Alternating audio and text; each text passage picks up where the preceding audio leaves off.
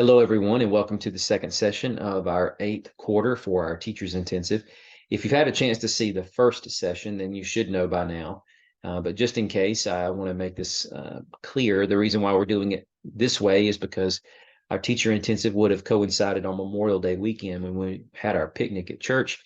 So this just seemed like the most feasible plan that Richard and I could devise as to how we would make this available for everyone. So we should be live and in session again roughly 3 months from now, but we're going to continue forward through this virtual means of getting this done. And we're going to be focusing on this theme of wilderness. Now, the themes that I've selected, beginning with our trek through the Old Testament in Genesis, are themes that are operative and, for the most part, apparent throughout the entire scriptural storyline from Genesis through Revelation. I'm not trying to twist any of these stories to fit this angular view that I've given you. Sometimes it's kind of hard to tease out which theme I think is the most prevalent one in any passage. And then, of course, some of these passages may not have such an obvious theme, and it takes a little bit more study on my part to figure out where I'm going to put this. And I'm trying to make this a bit more lesson specific rather than just picking pieces from multiple texts in these lessons and trying to show you how this theme intertwines throughout all these different stories or permeates these different stories, rather to try to give you a block that you might be able to use or, draw one or two things that you would think are useful in helping you. So with that in mind, we're going to be going to this particular story, which is listed for us as the third lesson in the second unit, Jesus's power over sickness, from Matthew chapter 9. So the actual story itself is going to see what I have listed for you here as the seventh and eighth orange blocks in the middle. The story itself actually focuses on the healing of the woman who had been bleeding for 12 years and the dead girl who had been raised to life, and of course is known as Jairus's daughter. So we are going to see that in context, but I think it's also important for us to appreciate what's going on as part of the larger picture here, as goes how Matthew has chosen to seemingly situate the storyline of his gospel in such a way that we're seeing Jesus live through the entirety of the Old Testament storyline, starting with Genesis up through periods of the Exodus, the wilderness wandering, the kingdom period. Some of the great figures that are prevalent during that time period, it's obvious in Moses and Joshua with respect to Exodus, wilderness wandering and conquest. But then some of the more notable figures, as goes King David, and that ekes into the story where Jesus is being questioned by the Pharisees with respect to his decision to take grain from the local field and eat it on the Sabbath day by squashing the kernels in his hand to make it edible for him and his disciples, and then invoking the story where David received bread that was forbidden for him to eat from the high priest in Nob when the loaves were being exchanged on the Sabbath to feed him and his men, and that Jesus is indeed Lord of the Sabbath, or the parables that seem to really reflect in the mysterious way it's hiding the truth of the kingdom from those who can't yet see or hear, but revealing it to those who are blessed and endowed with that privilege by the Holy Spirit working within them, to hearken back to Jesus being a Solomon and all the wisdom that he conveyed in his time as king. And then we see Jesus living some pieces of the story arcs of many of the prophets of the Old Testament, having his Elijah moment, his Isaiah moment, his Jeremiah moment, and so forth. And then, of course, we ultimately get to the end of the gospel with respect to the idea of exile, this time in Babylon, and the ending of captivity from Babylon being played out again in Jesus's own exile through his death, and then the exodus that comes through his defeat of death and subsequent resurrection. So all those themes are present, and the gospel writer is intentionally situating these stories along that path for us to see that. So with that in mind, the particular story that we're focusing on here with respect to the healing of the woman and the raising of the girl seems to be at a moment when the operative focus in the background is more or less on the time of Israel's wilderness wandering from Mount Sinai to the land of Canaan over the period of that 40 years. And the reason why I titled the slide Counterbalancing the Wilderness Rebellions is because it seems like that's what's going on here. And I'm going to draw out some parallels in the passages. to help illustrate that for you. So starting with the first purple box at the top of the screen. Now remember here in Matthew chapter 9, obviously we have chapter 8 prior to that, and before that, chapter 7. Chapters 5 through 7 has been Jesus' Sermon on the Mount, but his kingdom manifesto, his first deliverance to his people, like Moses, who on the mountainside, whether we're talking Sinai or the mountain or probably hillside that he's delivering his sermons from with respect to Deuteronomy and what will become the contents of that scroll. Jesus is coming down from the mountain at the beginning of chapter 8 in Matthew. And what happens is very similar to what goes on in Numbers chapter 10, when, if you recall, the command is given at Exodus chapter 40 to set up the tabernacle, and then all of the context of Leviticus is given while they're still there camped at Mount Sinai.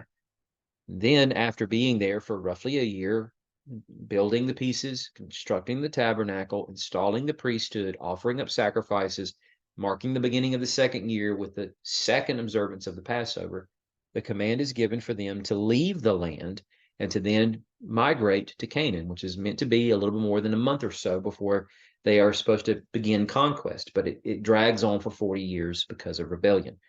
And the actual moment of them dismantling the tabernacle and starting the journey actually comes in Numbers chapter 10. So during the second year, the cloud was lifted up from the tabernacle and the Israelites traveled from the wilderness of Sinai. So Moses is no longer addressing the people from the mountain. And now the people are breaking camp and they're migrating. Here in Matthew chapter 8, Jesus is on the mountainside. He has finished his sermon. He is coming down the mountainside. Now you might be thinking, yeah, but I mean, that's a really loose parallel. Like how does that connect, as goes the idea of, okay, so these people are leaving Sinai, but they're not up on the mountain. Moses is, but he's not always up on the mountain. Although the significant points of the story happen when Moses is on the mountain for either good or bad purposes, sometimes both together in the same story sequence. But he is firmly and very intimately attached to that mountain. It's where he experiences God's glory. It's where he dines with God along with the elders of Israel, receives Torah instruction. Jesus has been giving Torah instruction from the summit of this mountainside. So there are many, many parallels if you'll take the time to study that out. Having said that, they break camp, they move away, and very shortly after that, we have one of the first rebellions that happened in this phase of wilderness wandering. There have already been some. Hence the reason why the Lord can say in Numbers 14, the statement he makes here in just a second, but I don't want to get to that just yet. And so one of the first rebellions that happen after they start to leave Sinai to go to Canaan is Miriam and Aaron both rebelling against Moses. And Miriam is the one who was actually struck with leprosy. And when that happens, obviously that halts the movement for a little bit while she is recuperating. Jesus is coming down the mountain, and oddly enough, one of the first people that he comes into contact with is a man who is obstructing the path and happens to be a leper, totally out of place. He shouldn't be anywhere near in the vicinity of other people, but point being is he has heard about this Jesus and he believes and is exercising faith that the Lord can, if he chooses to, cleanse him and free him from his leprosy. And the Lord does that. So moving from the mountain, next sequence in the story is encountering someone with leprosy. And then when we get to Numbers 14, we have the perhaps most audacious moment in Israel's wilderness wandering, because the 40-year exile hasn't happened yet. That is about to, by virtue of the fact that in this moment they have outright rejected the entirety of the Exodus. They want nothing to do with it. They want to go back to Egypt. They lack the faith to conquer. And so notice what the Lord says here. The men who have seen my glory, which is scathing in its rebuke against what they have said and done, because they should know the Lord will be with them. And the signs I performed in Egypt in the wilderness, and have tested me these 10 times. So it's important for us to recognize that the Lord is counting. Either this could be perhaps a figurative number, but he could have chosen any number in that case. He could have said 7 times. And in fact, there are 7 rebellions in the midst of the book of Numbers. But that is from chapter 10 all the way through chapter 21. So that actually precedes this moment in Numbers 14, where he says 10 times, and he is speaking about the tests that have already happened, not the ones that are coming after this. So it would seemingly make sense that we would take this in a literal sense, even though we might not have all of the moments where they have tested the Lord, but many of them. And so if we use that as a guideline, it's interesting that when we move past this moment in Matthew where the leper has asked the Lord to cleanse him and Jesus has so graciously done that, before we get to the passage that we read in this moment, or I should say, working through that to get to the heels of that moment in Matthew chapter 9, we actually have 10 stories where Jesus is doing some sort of miracle. And the first of those beginning with the cleansing of the leper. Now, I don't want you to see that we're taking these 10 rebellions that are referred to by the Lord in Numbers 14 and trying to match them up one for one with the stories of Jesus healing, only because of the fact the first of these two parallels seems to be from Matthew's perspective, Jesus cleansing a leper, and we can trace that back to Moses praying on the behalf of Miriam that the Lord would cleanse her of her leprosy, which he does free her from over the course of 7 days before she's restored back to the camp in complete full health. That we are to go from there to the next moment of Israel's rebellion and see how does that parallel to the next story in Matthew's gospel. That's not how we should see this. But what I am saying is if we look at the loose connections in the sense of Matthew telescoping events down such that he can make the statement that Jesus in his birth narrative is fulfilling the story of Israel being called out of Egypt, referenced by Hosea when he says, the word of the Lord, out of Egypt I have called my son, that now this actually pertains to Messiah as well. He's telescoping the events of Israel's history down into one particular moment in Jesus's life, where for a period of perhaps months, his family sojourns in Egypt until the Lord, through his angel, calls them out of there to then migrate back to the land of Israel. So with that, these are allusions. They are not meant to be seen as point for point, tit for tat kind of thing. So that frees us up then to see these miracle stories as standalone entities, but they are sequenced in such a way. That's the rub. The thing I really want you to pay attention to. They are sequenced in such a way in Matthew's gospel that it seems like if we are appreciating the idea that Matthew is making Jesus into the greater Moses, he has 5 big story blocks where Jesus is sermonizing, he's teaching people, declaring truth about the kingdom and so forth. Piggybacking on the theme, he begins for us at the start of his gospel that Jesus is the Emmanuel, God with us. That as God with us, he is not only a greater Moses, but he is the true Israel, not just the faithful Israelite, the true Israel, and he is working through their story to redeem its brokenness. That the way he is redeeming Israel's continued harassment and rebellion against God in the wilderness is to see that he, as the faithful Israel, and true Israelite, is working to redeem their brokenness through their rebellion through these moments where stories of redemption occur, whether it's restoring a cleansed leper who is about as far away from society as you can get because he's not even allowed near townships, or addressing a centurion who is considered a dog, at least most centurions would be by Israelites, except for this one who is, from Luke's perspective, a little bit more positively attested to by some Israelites who know him and have appreciated his benevolence in paying for their synagogue, or a woman in the case of Simon Peter's mother. But then Jesus doing something like calming the storm on the Sea of Galilee, which has nothing to do necessarily with a rebellion so much as it is the idea of Jesus' own disciples coming to see his power and glory in a way they did not anticipate, much in the same way that the Lord's people are seeing his power and worked out in the wilderness in a way that they did not expect. His sustainment of them over the period of 40 years, and even working to preserve them when they're not aware of it, such as the story of Balaam and Balak.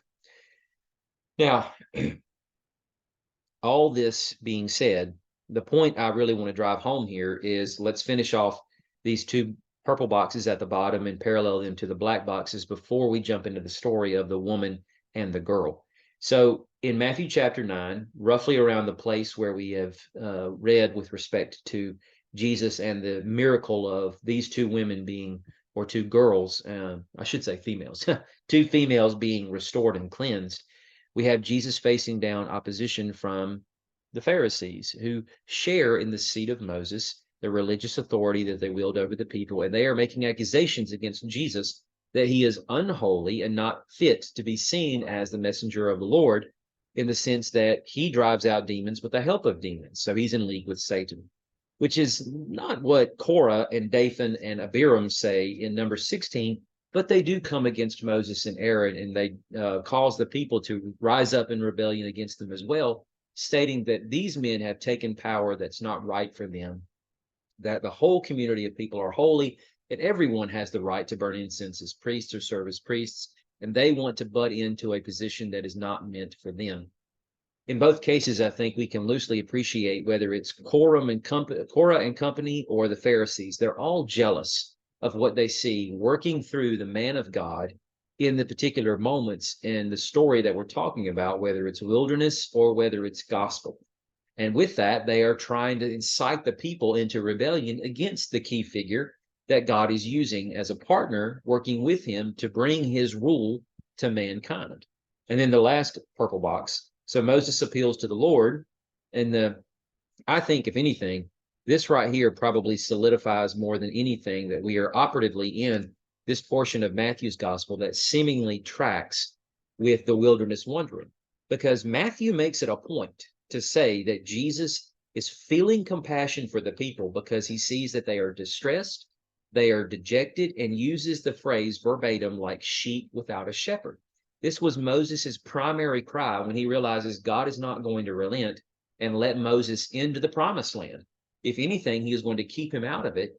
He is doubling down on that, and he tells Moses, I've heard enough. Do not bring this up to my attention again. So then Moses switches tracks and he says, then Lord, will you please appoint a man over the community so that the Lord's community will not be like sheep without a shepherd.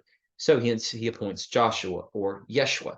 And Jesus is the Yeshua who sees these people who are like sheep without a shepherd, and he chooses to corral them and lead them as their promised shepherd.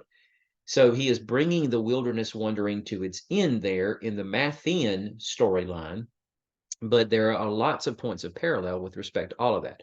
Now you might be thinking, okay, thumb up, that sounds cool, but I'm not really sure what that has to do or how that helps me better teach and understand the story of the woman with the bleeding issue and the dead girl raised to life.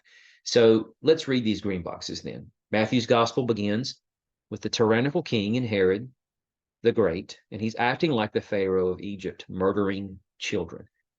Matthew makes it a point throughout his gospel to continue to draw out the theme that Israel in his day, which pretty much comprises of Judea and Galilee, because Samaria cuts that those two regions apart from each other, and it's primarily Jewish half-breeds that live there that are disregarded by their Jewish brethren as being inheritors of the spiritual legacy of their father Abraham and so forth, or even having rights to the land, had that not been the case with respect to the Assyrians and all that stuff.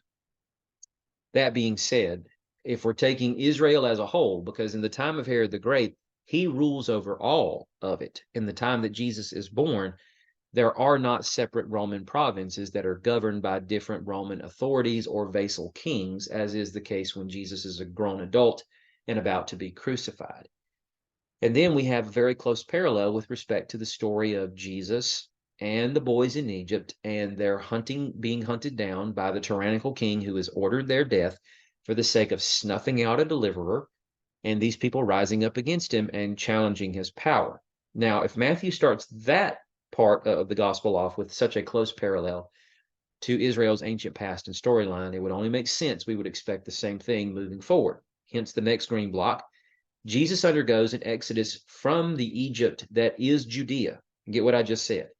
The Judea that Herod rules from has become Egypt, and he is seeking solitude and exodus out of that because he is born into that, but he must get away from it. And that happens in 2 points, in the sense that Jesus as an infant or a toddler is taken out of his native homeland to go to Egypt of all places, seeking refuge there until this tyrant of a king, Herod the Great, is finally ended with respect to his life, his lifetime. But the same thing also happens with respect to Jesus being baptized in the Jordan. But when he's baptized in the Jordan, he does not go westward into the actual land of Israel proper to begin his ministry. Instead, he goes eastward back out of the land, almost like Elijah crossing over the Jordan and then going out into the wilderness after he flees from Jezebel and so forth. That being said, it's as if he is yet again undergoing a new exodus from the land out into the wilderness to replay Israel's wilderness wandering through the temptation he endures, but passes the test, and then comes back into the land. And when he comes back into the land, he's proclaiming the kingdom, as much as Israel was meant to go into Canaan and begin setting up the kingdom. So he undergoes the exodus from the Egypt of his own native homeland and people to then come in and reenact the conquest period of Joshua, bringing us to the third block under a new Moses figure and a new Joshua figure. Again, the overlays can be a little complicated if we're thinking, well, is Jesus Moses or Joshua? The answer would be yes, he's both. He is all of those story figures from all of those points of Israel's past contained in the Old Testament at one time, but bringing this to the fourth green block. So the wilderness wanderings of Numbers were marked with rebellion, destruction, and death. The wanderings, notice I put that in quotation marks, following Jesus will result in new life and restoration. And that is exactly what's going on here. And this is not a strange precedent, because many of these moments of rebellion in the wilderness when Israel is trying to get into Canaan in the days of Moses, while they are met with severity, are also tempered with grace. Because how many times does the Lord do something like show grace to Miriam and cleanse her of her leprosy?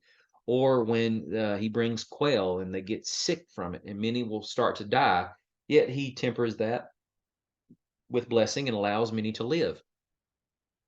Sure, 3,000 die at the time when the golden calf is worshipped, but that is a paltry few compared to the mass hundreds of thousands of people who actually left Egypt. Or when Korah and Dathan's rebellion happened and the earth swallows them and their families up, he doesn't swallow up the whole congregation of Israel. Many times God blesses by bringing deliverance and bringing blessing through sustenance like water and food.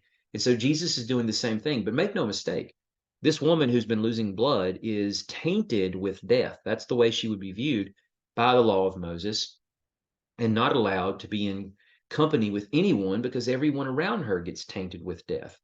That being said, what we should also appreciate is that this is a form of resurrection to bring her back from the dead into life. And the very next story is a 12-year-old girl. It's not a coincidence that this woman has been bleeding for 12 years and the girl that died was 12 years old. Again, it speaks to the idea of Israel, symbolized in the use of the number 12, being brought from death to life, which would invoke several images, such as that of the valley of dry bones in Ezekiel 37, that is now rearticulated one to another and covered with flesh and given the breath of life, and God speaking through the prophet saying this is what he intends to do for his people in bringing them from death back to life. It's a resurrection of sorts of a dead nation that is going to go back to their land and experience the goodness and blessing of God. So it might be challenging, but I encourage you, if you study it out enough in advance. And again, this is only midway through the second unit, so we'll have over a month and a half before we get to this lesson for you to start to kind of prepare yourself for it. Okay, we'll do one more and then we'll call it quits for the day. Wisdom of the Lord. Now, this is the first lesson of the second unit. And if you saw on the screen there, we're coming from Matthew chapter 5, which, if you're familiar enough with Matthew's gospel and listen to what I was saying just earlier, Matthew 5 begins this first Moses-like sermon, the Sermon on the Mount. So what I intend to do with the green blocks, the ones in the middle, is show you that these Beatitudes, though the word blessed could be exchanged for the word happy, is really something of a paradox as Jesus is saying this, because in the greater corpus of Scripture, we are not necessarily meant to see these particular postures that Jesus is speaking about as being things that people would seek out. So the working title I'm using for this lesson, totally could change it by the time I teach it, but I think this would suffice for the moment, is flourishing in the suffering. And what I want you to see with this is that Jesus is actually forecasting that suffering will come for them. He wants them to understand that. as this continues to build in momentum until he gets to the end of this, when he talks about how they will be persecuted because of righteousness. So whereas at points in our former years under other teachers and preachers, we may have been instructed to see this as if this is something of a pronounced blessing and something to seek after, or perhaps I should say that Jesus is commending those who are already like this. What we should appreciate instead is that Jesus, in as he does quite often, true to fashion, is in many ways actually challenging them in their understanding of these postures and how they would refrain from wanting to be seen in this light to understanding this is what it will mean to be in the kingdom and operate as citizens of the kingdom. So beginning with the first one, blessed are those who are poor in spirit. But going back to Proverbs, notice this. The writer of the Proverbs says, better to be lowly of spirit, which is exactly what Jesus is trying to connotate there with the phrase itself. Better to be lowly of spirit with the humble than to divide plunder with the proud. Now, that almost sounds like it's something of a blessing, but it really isn't, because the writer in Proverbs is not saying that you would want to be amongst the humble. And this is not some sort of piety that the writer is speaking about. Humble is in many ways almost seen to be synonymous with poor. So you would not want to be a person of very low means that is struggling to survive, barely have enough food to feed yourself and your family. You're always scrimping to make enough money or bring enough money together to just simply make it from day to day. So no one wants to be like that. They see the blessing of the Lord as being a wealth of material abundance and so forth. And not to say you have to be rich, but at least have more than enough to get by from day to day. But considering those who have plenty of money and are proud in heart, and God is noted to detest the proud, it would be better for a person to be humble, meaning having very little, and at the same time, lowly of spirit. So it's putting the idea of being materially poor on the same level as being low of spirit, which again is seemingly not something that anybody would want to be. It's as if to say that as much as one is bereft of material goods and possessions, they seemingly might be of spirit as well. But it's better to be a person who thinks less of themselves rather than a person who is vaunted up in their pride, knowing it's the very thing that's going to go before a great fall, which also comes to us from Proverbs. This is that moment where you're going to have to stop and kind of think about that for a little bit and maybe kind of work to re-explain it to yourself in a way that makes sense. Go back and maybe read that portion of Proverbs and the text around it to let it sink in. Meditate on it some before you just move forward with this. If you don't get it, then you're going to have to work to try to help condition yourself to appreciate it before we move through the rest of the Beatitudes. I'm not saying I have mastered this. I've just recognized I've spent a little bit more time with it than you have, so I'm going to have to proceed for the sake of time. And I think I understand it well enough that I can not only just regurgitate it, but teach it and apply it. But I would bridge this over also to the 143rd Psalm, where the writer says, my spirit is weak within me. Again, same phrase. My heart is overcome with dismay. In other words, this person speaks of brokenness within their own spiritual psyche. They're not speaking of a position of blessedness. As much as Jesus will regurgitate pieces of the Old Testament when he is speaking of the great commandments, these are things that Moses has already laid down. Deuteronomy 6 in the Shema and Leviticus 19, love your neighbor as yourself.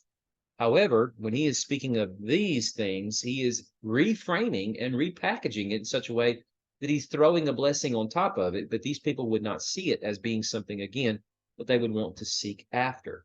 A person saying their heart is overcome with dismay means there is either bitterness here, or there is astonishment due to something like betrayal, or they are just overcome with grief and sorrow because of something that has happened to them.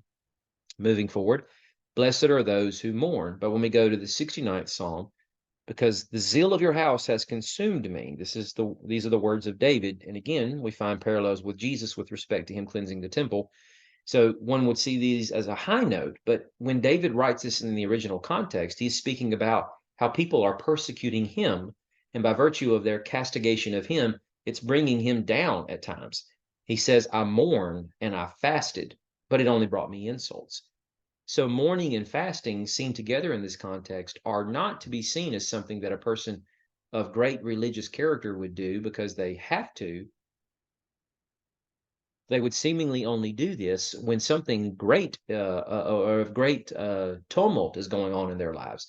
To combine mourning and fasting together, mourning is the retching of the soul over loss, over hurt, over something terrible that's happened.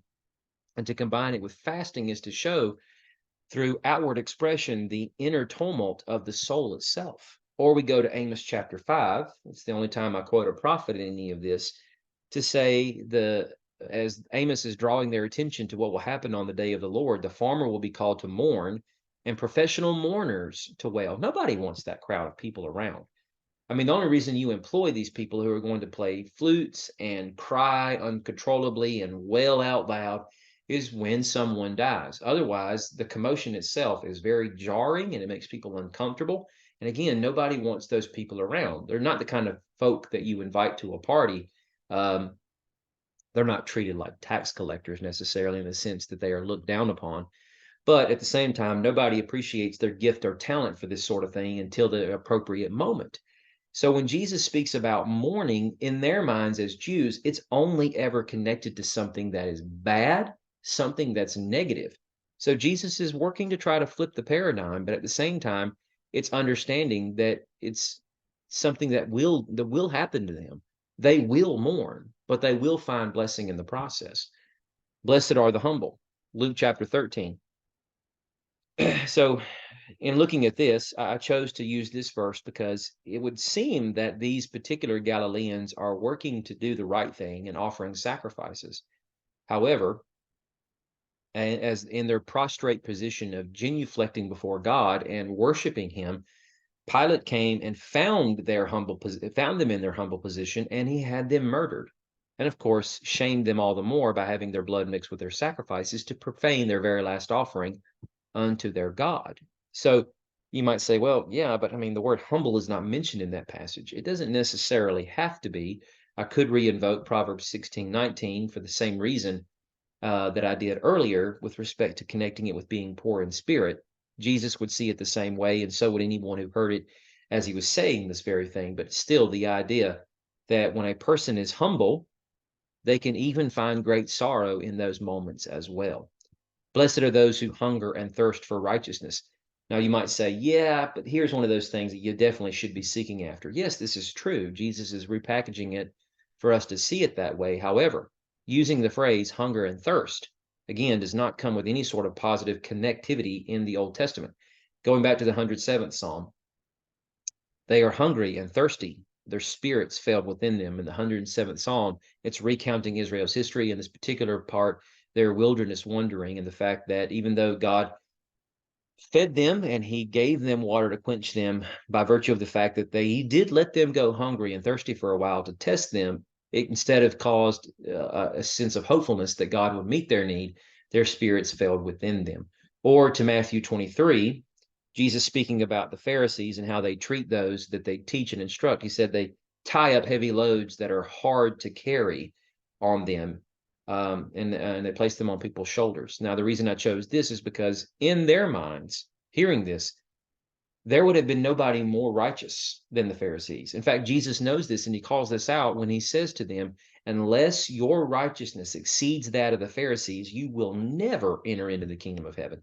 Piggybacking on these words to make that all the more scandalous because he's taking negative phrases and words and he's trying to attach blessing to them, and it doesn't quite come off uh, sounding that great to this original crowd of hearers until they wrestle with the truth and then come to understand this is what life in the kingdom is like. And only with God would this sort of thing be possible. And they'll have to surrender because he calls them to such, right? When you consider the full breadth of the sermon. So the Pharisees themselves are meant to be seen, per Jesus's words, as people who, in fact, actually inflict burden and hardship rather than help anyone. So if they are to look at the Pharisees as being the epitome of righteousness, understand they've got the picture completely wrong. They meditate on the right source, but they are not working to actually receive the glory that God gives, rather the glory that man gives. So hungering and thirst for righteousness is combined in this sense of seeking to do the right thing and live in right relation with God and with men, but humbling oneself to do so and taking on the posture of a person who seems to be suffering rather than thriving the way that the Pharisees are. Blessed are the merciful. But yet, hearing this, we have in a place like Matthew 18, Peter asking the question, Lord, how many times must I forgive my brother or sister who sins against me?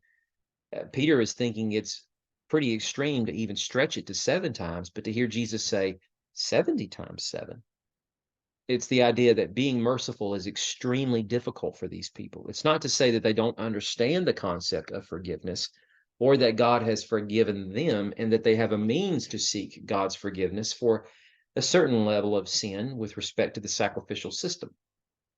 But the idea that if a person sins against them deliberately, and we also see this reflected in the concept of high-handed sins of intent, like murder or adultery, where the offense itself is meant to be met with capital punishment, death.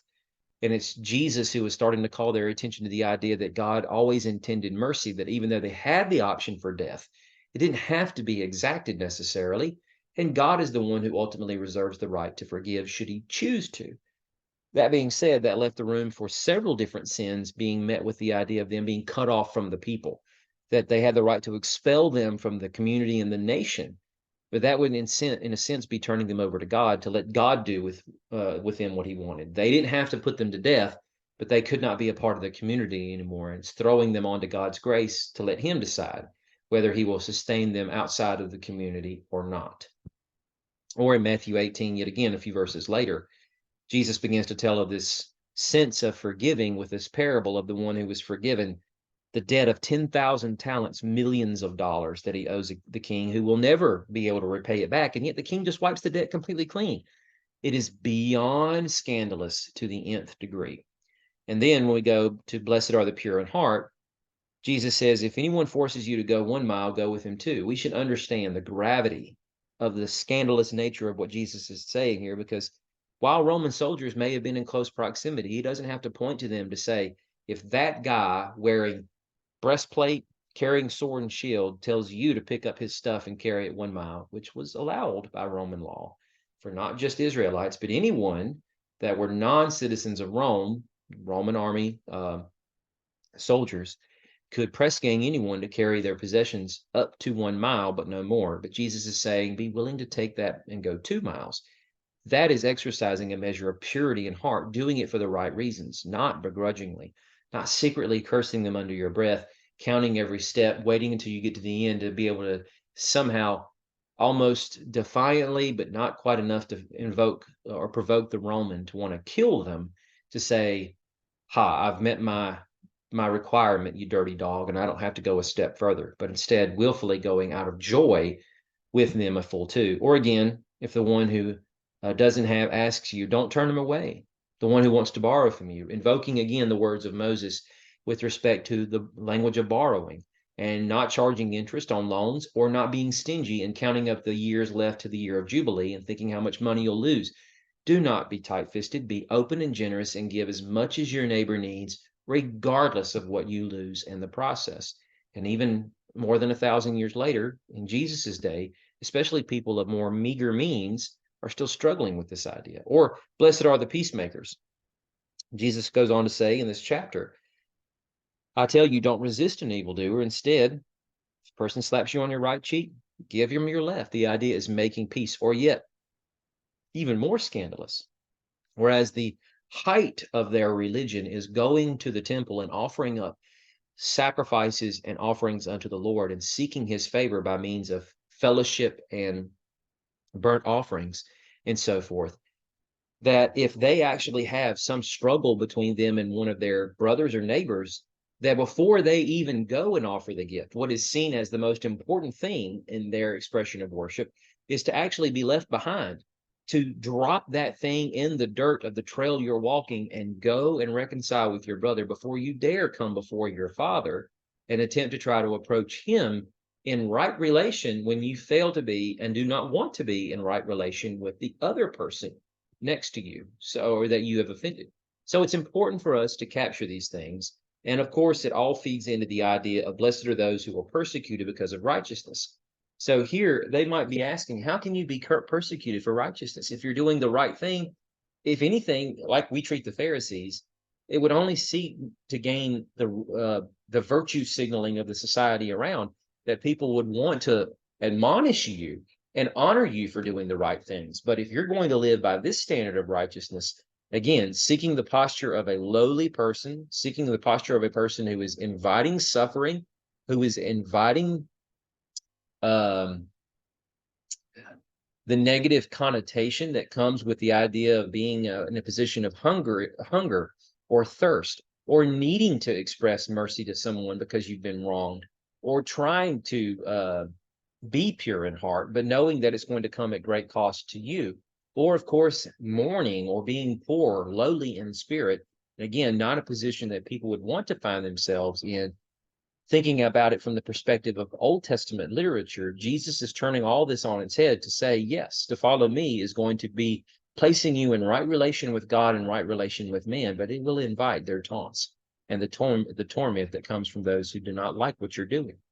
And this is what it means to be a kingdom citizen and flourish amidst the suffering. Well, I thank you for listening. Appreciate it, and tune in for session 3.